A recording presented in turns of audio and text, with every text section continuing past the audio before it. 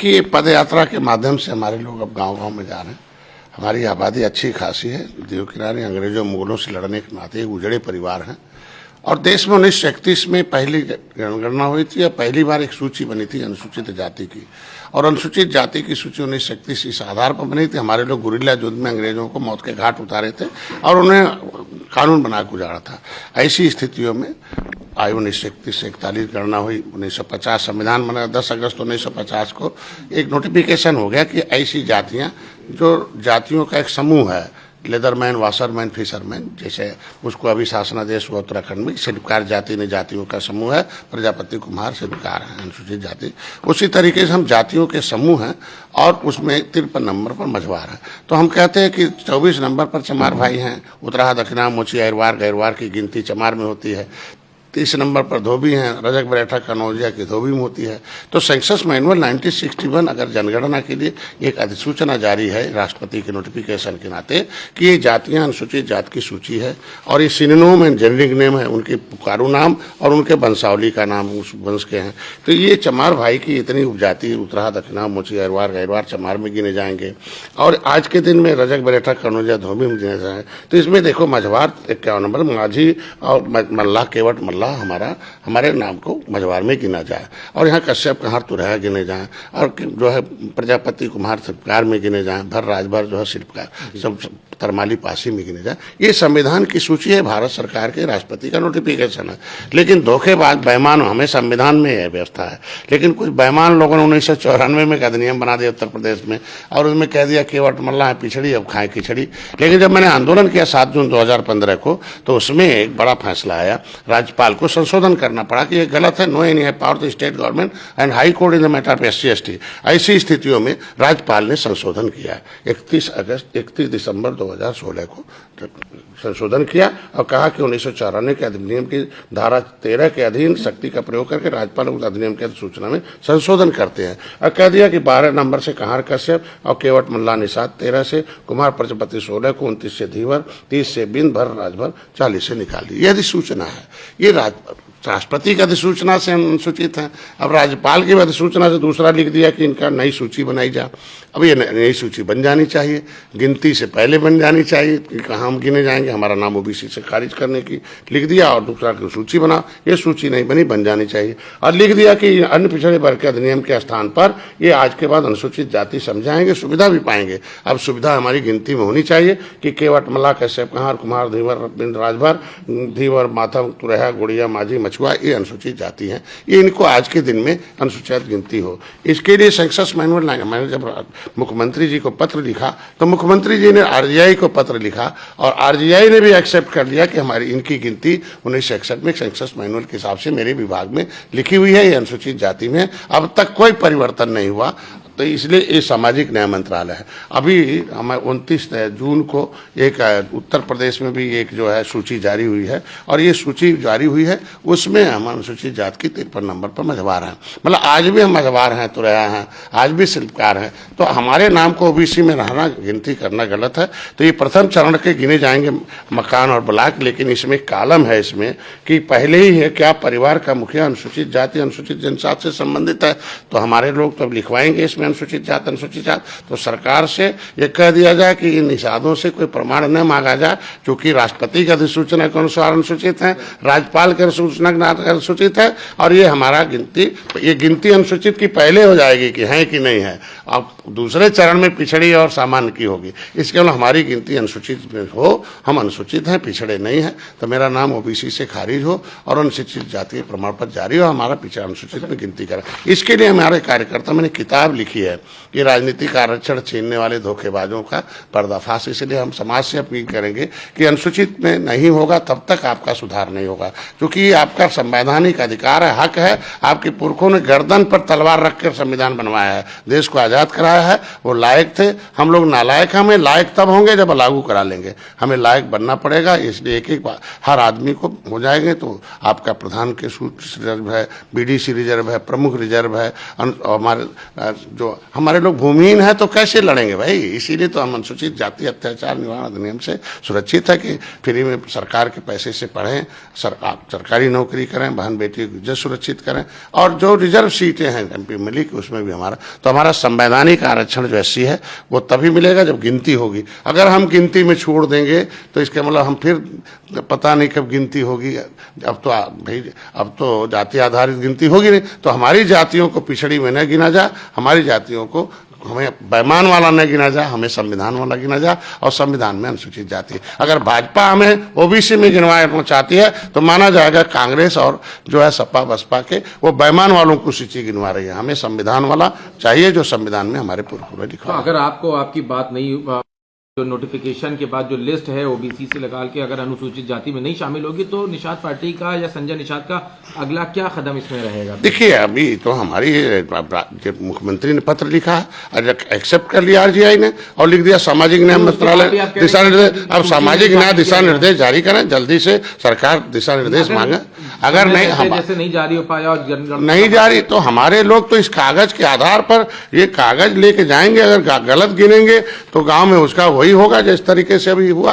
हमारे लोग तो निश्चित रूप से भाई देखो उसी के लोग जैसे रोड पर उतरे थे वैसे हमारे लोग उतरेंगे भाई। हमें अधिकार चाहिए, हमारा जहां मिला है। अगर वो उतर सकते तो हमारा समाज तो सदियों से उतरा है, तो अपने बच्चों के अधिकार के लिए उतरेंगे गांव पर। और गांव पर अभी तो हम सभी विधायकों को हम एक पत्र दिलवाएंगे, भाई अगर वोट लेना है तो सही में हमारे समाज की गिनती कराओ। तो हर विधानसभा में चाहे वो किसी भी पार्टी का विधायक होगा उसे सदन में आवाज उठाना होगा, तब निषादों के गाँव में जाना होगा कि हमारे ये प्रस्ताव जाए कि जल्दी से इनके बातों को अनुसूचित में गिनती करने का जो इनका सोच। सभी विधायक कह रहे हैं, उसमें तो विपक्ष के विधायकों, अरे विपक्ष भी तो जाते वोट मांगने, भाई किस हैसियत से जाएंगे वोट मांगने?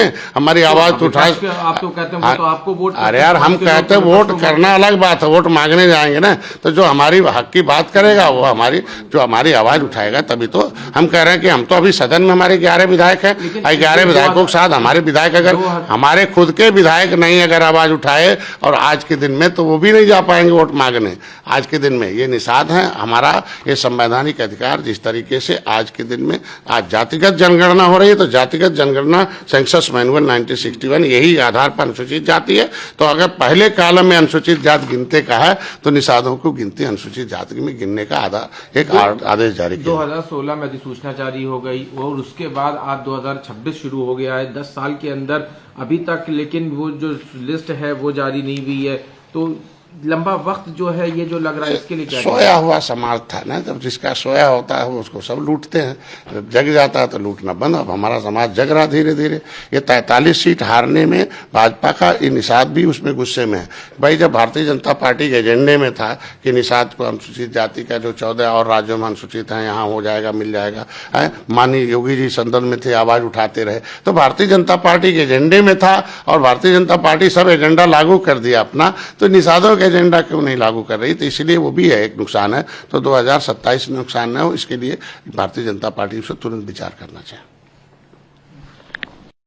सर्वे की रिपोर्ट लोकसभा में पेश करी गई। प्रधानमंत्री ने उस पर प्रशंसा करते हुए कहा कि किस तरह से भारत की अर्थव्यवस्था ने ग्रोथ करी है, जबकि दुनिया में देखा जा रहा है कि अलग अलग कोने पर आर्थिक संकट है, लेकिन उसके बावजूद भी भारतीय इकोनॉमी जो है वो निरंतर स्टेडी ग्रोथ होती जा रही है उसकी। मोदी है तो मुमकिन है, देश के यशस्वी प्रधानमंत्री की देन है कि जो डूबता हुआ हमारा अर्थव्यवस्था था उसे उन्होंने दुनिया में एक बाहर ला के एक पहचान दिया। विश्व गुरु बनाने में, भारत को सशक्त बनाने में, आत्मनिर्भर बनाने में, जो आज के दिन में विकसित भारत बनाने में जो भूमिका है उसके लिए हम अपनी पार्टी अपने देशवासियों की तरफ से बधाई देता हूं।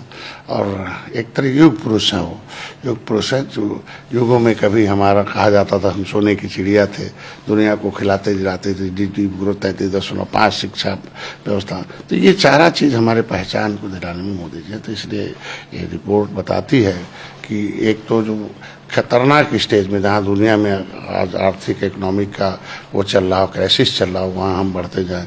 बड़े विकसित देश भी आज देखो इकोनॉमिक व्यवस्था में पीछे जा रहे हैं, उसके बाद हम उनसे आगे जा रहे हैं। इसके मतलब हम डबल अचीवमेंट है, ग्रोथ तो है ही है, लेकिन उसमें हम कहते हैं कि कठिन परिस्थितियों में ग्रोथ कर लेना ये और बड़ी विशेष बात है। इसलिए विशेष रूप से देश के वित्त मंत्री और भारतीय जनता पार्टी कल यूपी कैबिनेट में कई महत्वपूर्ण कि पश्चिमी उत्तर प्रदेश में जो शरणार्थी रह रहे हैं, पूर्वी पाकिस्तान और बांग्लादेश के जो हिंदू शरणार्थी हैं, वो काफ़ी वक्त से वहाँ पे रह रहे हैं, तो उनको विस्थापित किया जाएगा, जिसके लिए उनको ज़मीन का पट्टा ऊपर से 90 साल की लीज के लिए 99 परिवारों को दिया गया यूपी सरकार की तरफ से। देखिए, योगी मोदी हैं तो मुमकिन है जो कहते हैं वो करते हैं। अब माननीय मुख्यमंत्री के संज्ञान में जो आता है उसे तुरंत पूरा करते हैं। माननीय मुख्यमंत्री जी ने वादा किया था, दौरान उन्हें पता चला, संज्ञान में आया तो उन्होंने किया। और सौभाग्यशाली हैं ये वो शरणार्थी हैं कि जब जो देखिए वेस्ट बंगाल जो है ये तमाम नदियों से घिरा हुआ है, नदियों के किनारे रहने वाले लोग हैं, अंग्रेजों मुगलों से लड़ने वाले। कल के एक विशेष अवसर था कि कल डॉक्टर जोगेंद्र मंडल जो निषाद थे, जो पहले कृषक पार्टी के राष्ट्रीय अध्यक्ष थे, और वो मुस्लिम लीग के साथ 6-6 महीने का, जिन्होंने अम्बेडकर को अपनी 2 महीने पहले सीट खाली करके और जो है संविधान सभा में भेजा था चुनाव में। और लेकिन पाकिस्तान में मंत्री थे, लेकिन दलितों शोषितों वहाँ से उन्हें इस्तीफा देकर फिर भारत में उनके जयंती के अवसर पर कल दिया गया। और विशेष बात है क्योंकि भारत पाकिस्तान के बंटवारे में, बांग्लादेश के बंटवारे में जो शरणार्थी आए थे वो ज़्यादातर हम और सौभाग्यशाली हैं कि वो जो शरणार्थी हैं, जो आज के दिन में जो हमारे विस्थापित जो बांग्लादेश के हमारे हिंदू हैं, वो सारे लोग हमारे प्रभार क्षेत्र कानपुर देहात रसूलाबाद में उन्हें जगह दी जा रही है। हम सौभाग्य है कि हमसे इसके साथ उन्हें जितनी अनुमन्य सुविधाएं हैं, चाहे मुख्यमंत्री आवास योजना हो, चाहे प्रधानमंत्री निधि, तमाम जो भी आवश्यक चीज़ें हैं उनके जीवन यापन के, वो सब दिए जाएंगे और उनको आत्मनिर्भर बनाने का प्रयास किया जाएगा। इसके लिए हम अपने कैबिनेट को, माननीय मुख्यमंत्री को धन्यवाद देते हैं। तो भारत के पूर्व उपराष्ट्रपति हामिद लुटेरे थे, वो बाहर से नहीं आए थे, जो आक्रांत मुगल कहा जाता था, तो उनको उन्होंने भारतीय बता दिया लुटेरे। ये सब ऐसे ही हैं जो कहते हैं कि ये सब जिसको जनता ने आवाज़ छीन ली हो तो उनकी आवाज़ ऐसे निकली। देखिए, इतिहास से प्रेरणा मिलती है, प्रेरणा से जागृति होती है, जागृति से सोच और संगठन शक्तिशाली होता है, सत्ता में पाए। इसीलिए जो इतिहास, जो राजनीति की माँ होती है, तो इतिहास ये बताता है कि जो हमारा प्राचीन भारत का इतिहास है, जो हमारा मध्यकालीन भारत, तो मध्यकालीन भारत में मुगलों ने 750 वर्ष कैसे तलवार के बदौलत यहाँ लूटा और देश को लूट के ले गए, किस तरीके से सोमनाथ मंदिर लूटा, किस तरीके से तलवार के बल पर धर्म परिवर्तन किया, 350 वर्ष अंग्रेज आए। ये दोनों भगाने में बड़ा लंबा इतिहास रहा है। 11 अब इतिहास को नेता तोड़ने लगे। इतिहासकार जो होते हैं वो किसी प्रमाणिक दस्तावेज के आधार पर लिखते हैं, अब बिना प्रमाणिक दस्तावेज के आधार पर, तो ये राजनीतिक भाषा है, न कि जो है ऐतिहासिक भाषा। सर, सपा के नेता मोहित खान को कोर्ट से बाइज्जत बरी कर दिया गया अयोध्या रेप केस के मामले में। उसमें लिखा अखिलेश यादव ने, क्या बहिष्कारी भाजपा के पास क्या कोई ऐसा बुलडोजर है जिससे टूटे हुए घरों को जोड़ा जा सके, या कोई ऐसा छप्पर है जिससे उन लोगों का मान सम्मान वापस दिलाया जा सके जिनके ऊपर इस तरह की कार्रवाई हुई? देखिए, व्यक्ति बरी हुई है, वो सिस्टम नहीं बरी हुआ ना। आखिर उनका नौकर उसमें शामिल था ना, तो किसी के क्षेत्र में, किसी के घर में उसका अगर नौकर शामिल है तो मालिक भी उसमें दोषी है उतना। जब ठीक है, विज्ञान ने उनको साबित किया है, तो आगे हमको लगता है कि दोष से बरी नहीं हो सकते हैं। उस केस से, उस दोष से बरी है, लेकिन केस से बरी नहीं हो सकते हैं।